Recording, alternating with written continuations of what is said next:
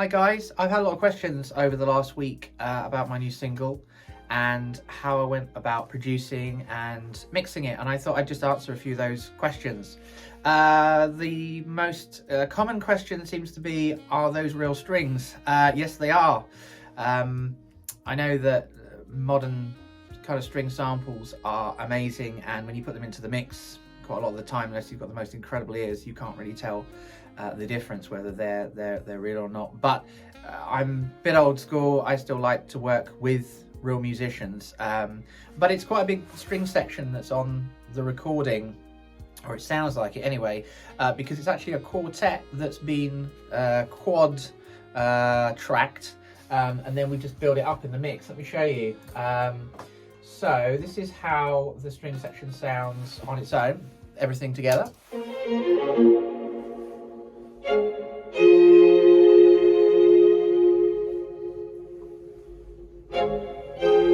So it's quite a thick sound going on there.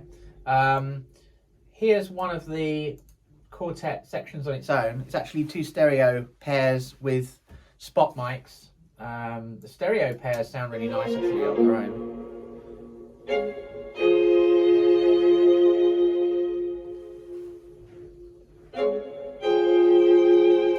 Yeah, and then you just add the spot mics in.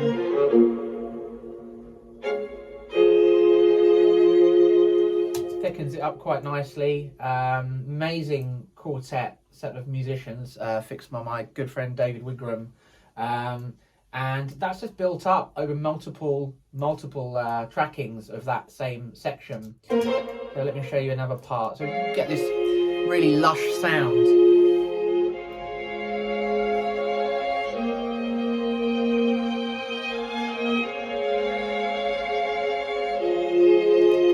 I really just love being in the studio with these musicians. I get, loads of feedback, especially if I'm working with string players, because they generally know what works on their instrument much better than I do. So if I've written something and they say, oh, you could do it like this, or you could maybe try it like that. So that feedback is really important for me, learning more about writing for strings, and just getting the best sound for the session. In terms of the drums, I sort of took the opposite approach, in the sense that we have amazing drums by Liam Moore, and the tone that we captured in the studio was great, but when I got it into the mix session, the kick and the snare weren't quite right sitting with everything else. So I decided that I was going to add a few samples in, just to make it sound exactly how I wanted it. Here's the drums isolated.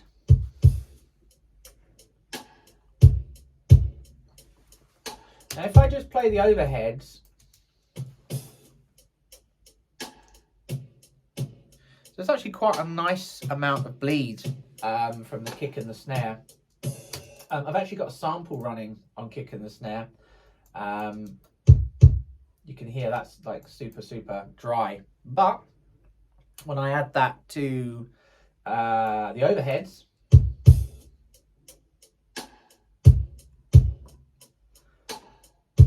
and most importantly, when I bring in the bass,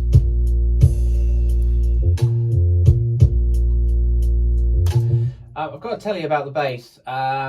This was originally played by Mike Gorman, and is basically, the MIDI was put through this ProMars from the Roland Cloud. I absolutely love the Roland Cloud. It's full of loads of amazing vintage keyboards and synths that I'd never be able to afford to buy them all myself, but the emulation on these things is incredible, and that was a perfect sound that went, for me anyway, with the drums. Sampled percussion. We did put some real percussion down, I think, in the session, but like all of these things, when you get back into the studio and you try and mix it, it's often a different story what kind of works and what doesn't work, so you have to make choices at that point. Some great organs and guitar from, organ again from Mike Gorman, guitar from Mike Outram. And again, you have to take a bit of time to get these working together in terms of the EQ with everything else. You could flood the mids and make everything a bit mushy, if you don't get that part of the production right. So really, without the top parts,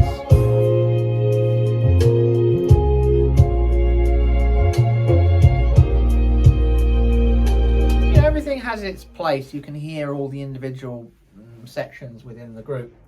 And the other question I've got is, how did I go about mixing Rick Wakeman's solo later on?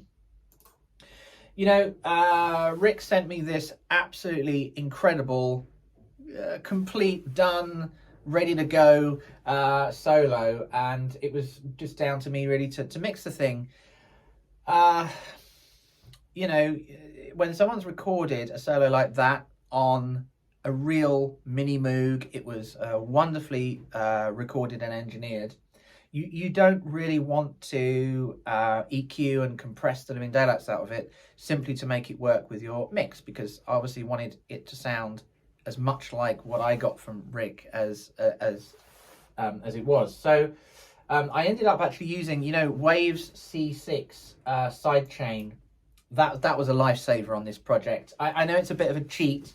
I have EQ'd and compressed and done all I could everywhere else, but actually what I did was I, rather than did too much work to Rick's solo, because I wanted to hold on to that original sound that he sent me, I basically moved other things in the mix out of the way with that C6 sidechain. That's a really, really useful bit of kit.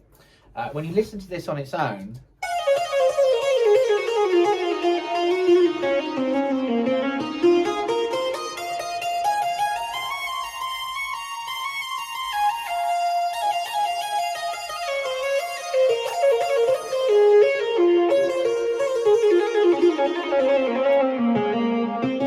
you can hear that there's such a wide range of dynamics and tone colors that you're getting from the mini Moog.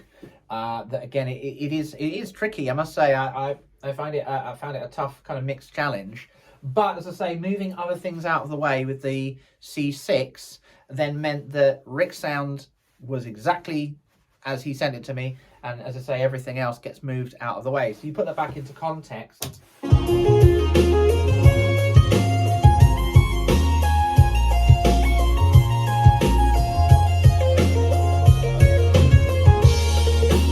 You can really hear the thing in the mix. You can hear all of the detail, but without it being too prominent, and still kind of surrounded by the other instruments. So I hope that's answered a few questions. If you haven't checked it out yet, please go and listen to my new single, Into the Light, featuring Rick Wakeman. It's on Spotify and Apple Music and all those other digital music stores. And I'll see you again soon. Bye.